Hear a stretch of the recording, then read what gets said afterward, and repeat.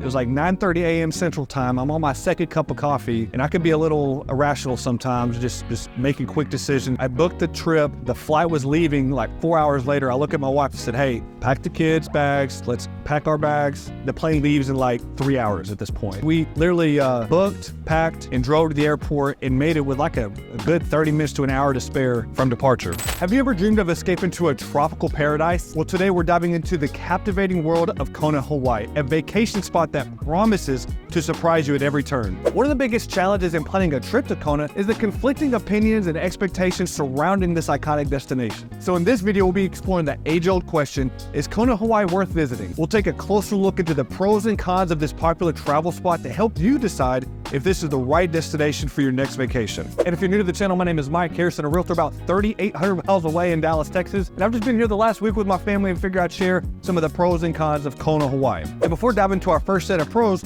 let's go into a quick overview of Kona.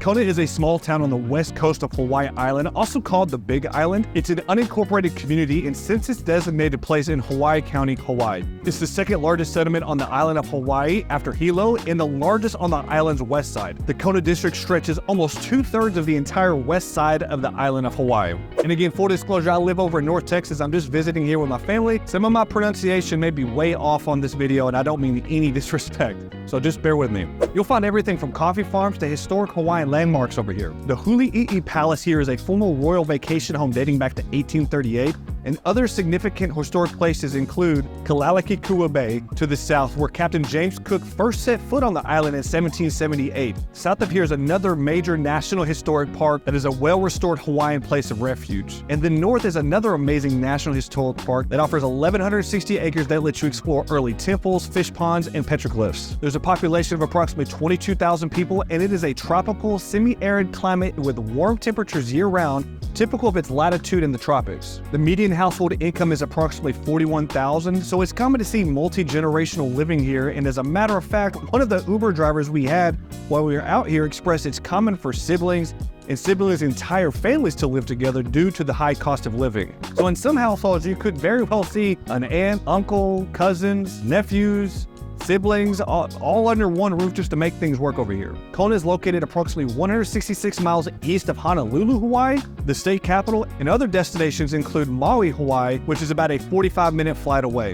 Now that we've had a quick overview of Kona, Hawaii, let's go and get started with our first set of pros. As we dive into the positives of visiting Kona, picture yourself lounging on stunning beaches with crystal clear waters, immersing yourself in the rich and vibrant Hawaiian culture, and indulging in mouth-watering local cuisine. And it is essential to address some of the drawbacks of Hawaii, just to remain objective here, mainly the cost of accommodations and activities here, but we'll address some of that later in the video. But keep in mind, despite its drawbacks, Kona, Hawaii remains a breathtaking destination that offers a perfect blend of relaxation and adventure. Whether you're seeking a serene moment by the sea or thrilling outdoor activities, Kona has something for everyone.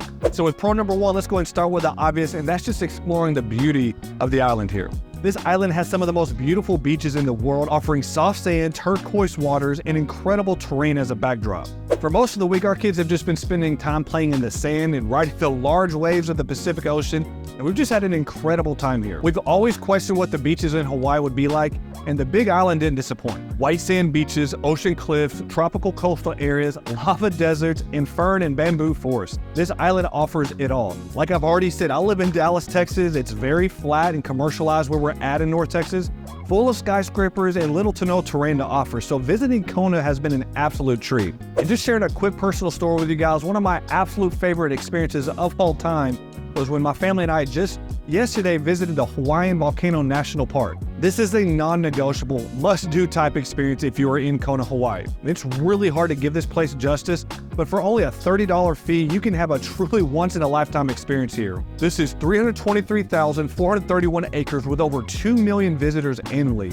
We hiked over to the crater and took in one of the most awe-inspiring views of Hawaii. We passed through bamboo trees nonstop, walked through the lava tube, and the vegetation here is second to none. You'll see that recent lava flows stretch out for miles in a rocky wasteland that looks more like the moon than it does the Earth. It was truly like stepping onto another planet. There are 2 celebrated volcanoes and plenty of rainforest and grasslands to experience. Kalaʻu is here in one of the world's most active volcanoes. It actually had a month-long eruption in 2018 and unfortunately destroyed hundreds of homes and sent massive plumes of ash rocketing into the air. But again, the park's not going to allow anybody in if there's any kind of danger nearby. So when we visited, it was truly an experience that I'm always going to remember with my family. Our second pro of Kona is going to be the variety of outdoor activities here. And as you can imagine, since you're oceanside, you can expect to be spoiled with water activities here. From boating in the Pacific Ocean to fishing, jet skiing, water skiing, snorkeling, even deep sea diving, you won't run out of water sports to do here. There's surfing and paddleboarding here as well, and one of my favorite things to do here is book a trip with one of the many snorkeling vendors out here. Take one look at TripAdvisor and you'll quickly see that this island is one of the most popular snorkeling areas in the world. Everyone here has talked about the manta ray nighttime snorkeling. These excursions range anywhere from $90 to $110 per person for about 2 hours of snorkeling. And be sure to check out the Hapuna Beach State Park. This is what we did on our very first day here, and it was a blast as well. This is a landscaped beach park where you can body surf, bodyboard, sunbathe, have picnics, and experience waves over 3 feet high here. You have fishing and snorkeling here as well. Lifeguards are available, picnic pavilions and restrooms, the whole nine. It's open daily from 7 a.m. to 7:45 p.m. and parking fees are $10 per vehicle and $5 per person. This is the largest of the island's white sand beaches and has consistently been rated in the international top 10 list of the island's best beaches. Our third pro visiting Kona, at least in my opinion, this has got to be the best weather on the planet. When visiting here, it's easy to see why so many folks are just naturally happy here. Where I'm at in North Texas, winters can get in the single digits, springs can get nasty with thunderstorms and hail, summers can get brutally hot above 110 degrees, and then fall is probably the most tolerable weather. But Kona, Hawaii is known for having great spring and summer weather for the beach.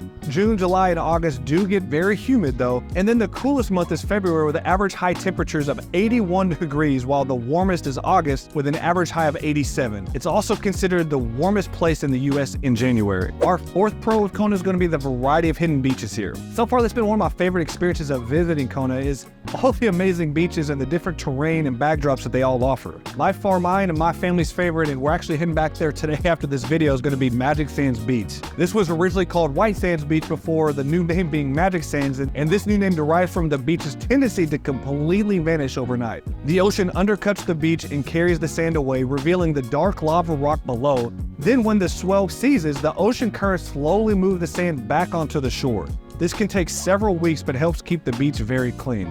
It's located about 3 miles south of Kona's downtown and is a convenient stop for anyone looking to experience both the water, beachside bars, and restaurants along the beach. Two-Step Beach was recommended to us by a military family while we were hanging out by the resort pool. And this is among the best places in Hawaii to enjoy world-class snorkeling among impressive coral reefs and lava rock pathways. It's a renowned scuba diving location for beginners and experts, and you may even see dolphins over here. We've already mentioned Hapuna Beach State Park, another great beach nearby. And last but not least, one of the beaches we loved visiting was over at Black Sands Beach. Palm trees, turquoise waters, Hawaiian green sea turtles. This is a beautiful sight to take in. It's not the most ideal swimming area of Kona, but great to have lunch at one of the picnic tables while taking in the scene. As the name suggests, this is an incredible beach with black sand due to the volcanic activity, and this is one of the most famous black sand beaches in Hawaii. There are obviously several more pros of visiting Kona. I've spent about a week here, but just to wrap up this set of the video, I've got to mention the Aloha Spirit here. We've seen many videos that showcase the Aloha Spirit in Hawaii, and Kona did not disappoint. Check out one of the latest Fast and the Furious movies, and you'll see The Rock and his family really showcase this towards the end when they come together and help each other protect the island. Whether we've gone out to eat or to a local shop or just touring downtown, it seems like a lot of the locals just really have the spirit all around. Well, we've stopped at a gas station, had a quick breakfast at McDonald's, or gone to On the Rocks over here right by the beach, or even shopped at Queens Marketplace. A lot of the locals here have that Aloha Spirit and just really good energy about them. And as you can imagine, to see this hyped up this much has a lot more pros. You can research those online. These are just the high points for now, but no city is perfect, so let's go and take a look at some of the cons of Kona, Hawaii.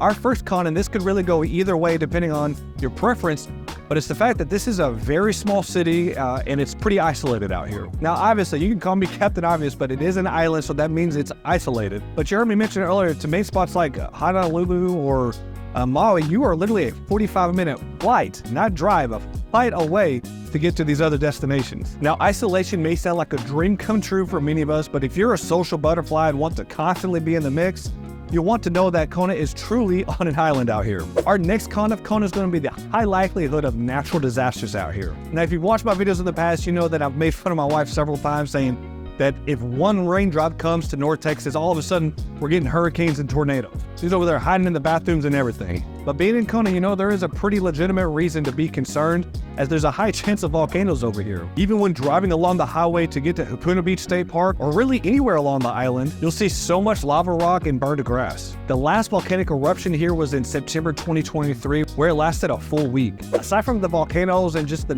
possibility of natural disasters here, the weather here is a significant part of life here in Kona, where you can experience the beach almost every single day of the year. Oddlytravel.com states the best time to visit is between March and September, as this is when the islands see the highest temperatures and the lowest amount of rain, making it ideal for beachgoers. Our third con of Kona is going to be the traffic here. Now, the traffic isn't just crazy with like a ton of cars on the road, but it's the fact that you've got to go like 45 miles an hour or less all throughout the island. To me, that's not the most ideal, especially in the summertime. And as you can imagine, during the summer, it's especially high with tourists in the area. In the wintertime, it's pretty quiet. You don't really have any problems, at least based on what I've read. But another part of our traffic experience is that we are staying in a pretty commercialized and tourist-friendly area.